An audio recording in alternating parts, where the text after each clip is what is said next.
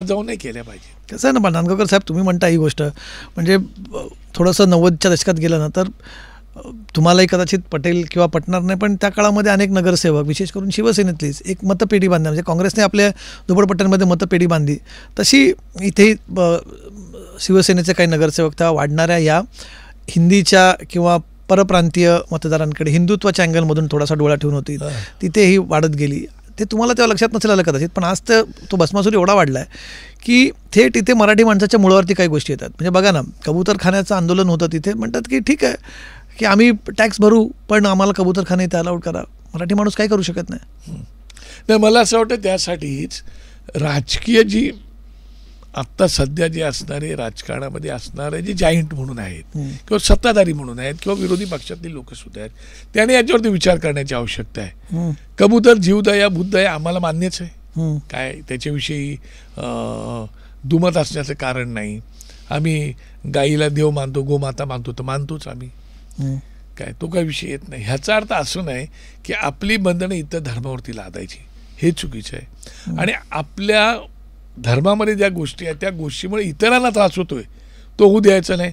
जसं जैन धर्मगुरू किंवा जैन धर्म बोलतो कत्तलखाने बंद करा, नाही का, कत्तलखाने बंद करा, ठीक आहे, त्या पर्युषणच्या काळामध्ये मी समजू शकतो तुम्ही बोलता, पण आता काही लोकांचं जर खाणं ते असेल तर त्याच्यावर आपण बंधनं किती आणायची, त्यालाही मर्यादा असण्याची आवश्यकता आहे. तरी पण सरकार काही वेळेला निर्णय घेतं. मग आता कबूतरखान्याचाच विषय जर आहे तर त्या कबूतरखान्यामध्ये पर्यटनाचं नुकसान होते, कबुतरामुळे लोकांच्या आरोग्याला धोका निर्माण होतोय, ह्या गोष्टी दिसतच आहेत ना आपल्याला. मग माझं म्हणणं आपला आग्रह हा माणसं जगवण्याला किंवा कबुतर जगवण्याला आहे. माणसं जगली तर कबुतराला दाणा घालतील ना, पण तीच जर माणसं मारणार असतील तर काय करणार तुम्ही, बरोबर आहे, त्याचा विचार करणार की नाही. आणि मग मला असं वाटतंय की मला जीवदया करायची ना, मग मी माझ्या हितात करतो ना. ज्या ज्या ठिकाणी आता मला असं वाटतं की माझ्या घरामध्ये पोपट आले पाहिजेत, माझ्या घरामध्ये चिमण्या आल्या पाहिजेत, माझ्या घरात कबूतर आले पाहिजे, आणि मी त्याला मग तुम्ही तुमच्या इथं करायला काय करायचं ते. माझं म्हणणं त्याच्यावरती असं आहे की आपण आता जिकडं तुम्ही बघा सोसायटी बांधल्या, आता हिंदू एखादी सोसायटी राहते तिथे एखादं गणपतीचं मंदिर असतं, हनुमंताचं मंदिर असतं, नाही का, एखादी मुसलमानची गोष्ट झाली तर तिथे एखादी मस्जिद बनवली जाते. जैन धर्माचं आता तुम्ही जर बघितलं तर त्याचं सोसायटी बांधताना बघितलं तिकडे त्याचं देरासर बांधलं जातं, जैन मंदिर बांधलं जातं. मग माझं म्हणणं आहे की आता आपल्याला वाटते ना जैन बांधवांना सगळ्या आमच्या की आपण आपल्या इथं मंदिर झालं पाहिजे, पण तिकडे आजूबाजूला कुठंतरी एखादं जर तुम्ही हे बांधलं कबूतर खाण्यासारखी जागा कुठं ठेवा ना, तिकडे जाऊन कबूतर तुम्ही कबूतर खाण्यामध्ये सोसायटीमध्ये करा ना. पण त्या मोठ्या मोठ्या टावरमध्ये देरासर असतात, मग त्यांनी आता ते ठरवायचं कुठं का, त्यासाठी एवढे मोठे प्लॉट आपण घेतो. आता लोढा साहेब केवढे मोठे मोठे प्लॉट घेतात, त्या प्लॉट मधला एखादा अर्धा एकर जमीन ठेवा ना तिकडेच वेगळ्या बाजूला, आणि करा तिकडं कबुतरांचं, तिकडं धान्य बिणं सगळं ठेवा, लोकांना त्रास होणार नाही. ज्यांना जीवदया बुद्धदया करते ती जीवदया बुद्धदया करतील. आता बघाल तुम्ही बघाल अख्ख्या देशामध्ये पाहिलात तर गोमातेचे कितीतरी आपण हे उघडलेले आहेत, गोशाळा दूधशाळा उघडलेल्या आहेत ना, करतोच ना आपण. तसं करा म्हणजे लोकांनाही त्रास होणार नाही. मला वाटलं मला जायचं तर मी जाऊन तिकडे टाकू शकेन.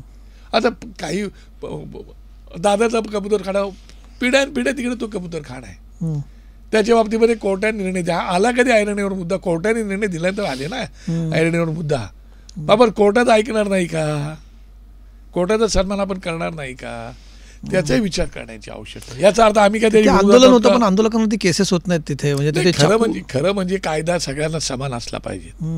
जर आम्ही चुकीचं केलं तर आता आमच्या पण कार्यकर्ते करतात ना, तेव्हा आमच्या लोकांवरती पण गुन्हा दाखल होतो.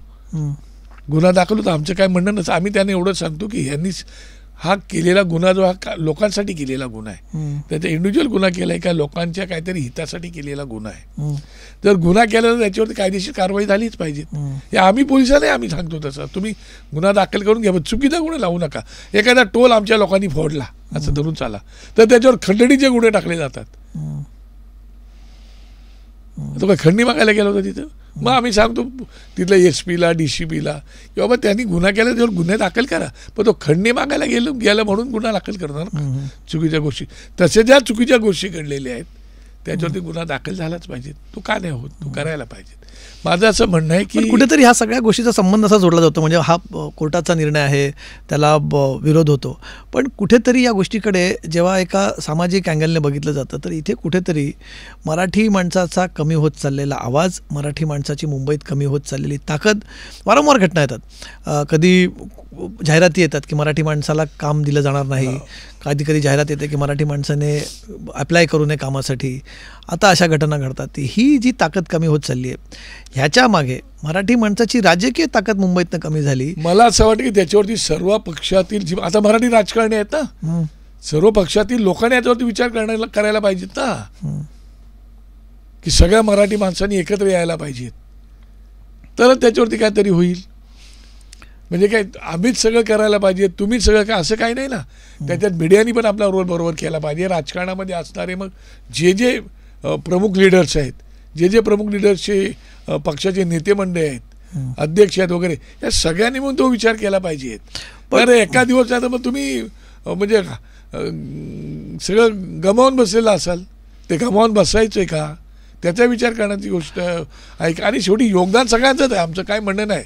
पण त्या योगदानासोबत मी तुम्हाला मागाशी शब्द वापरला ना की आमचा जो आत्मसन्मान आहे, आमचा जो स्वाभिमान आहे, त्या स्वाभिमान आपण घालून बसायचं का, याचा विचार सगळ्यांनीच करायला पाहिजे.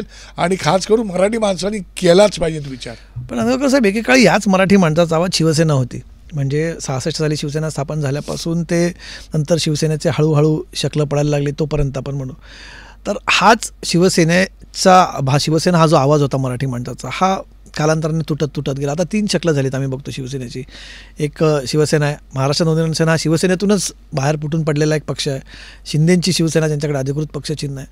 मराठी माणसाचा विखुरलेला आवाज किंवा विखुरलेली ताकद, याच्यामुळे कुठेतरी मराठी माणसाला इथे आज या गोष्टी बघाव्या लागतात की आम्ही तुमच्याकडे इथे तुम्हाला नोकऱ्या देणार नाही, तुम्हाला घर देणार नाही वगैरे वगैरे या गोष्टी होतात. असं तुम्हाला वाटतं का तुम्ही? कारण शिवसेनेला खूप वर्षापासून बघितलं. नाही, मला असं वाटतं ही गोष्ट खरी आहे ना. त्यांच्यामुळे त्यांचं धाडस झालेलं आहे ना. अशा प्रकारच्या जाहिराती देण्याचं धाडस कसं करू शकतात ते. आणि मग मनसेची लोक जाणार, ह्याची लोक जाणार, त्याची लोक जाणार, तिथं आंदोलन करण्याची वेळ काय येते? राज्यकर्त्यांनी याची दखल घेण्याची आवश्यकता आहे. इतर राज्यामध्ये काय घडतं ते बघा ना तुम्ही.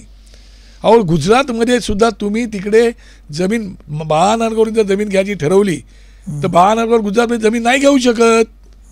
पण इतर राज्यातील लोक महाराष्ट्रामध्ये जमीन घेत आहेत, त्याच्यावर तुम्ही कायदा बनवणार नाही का?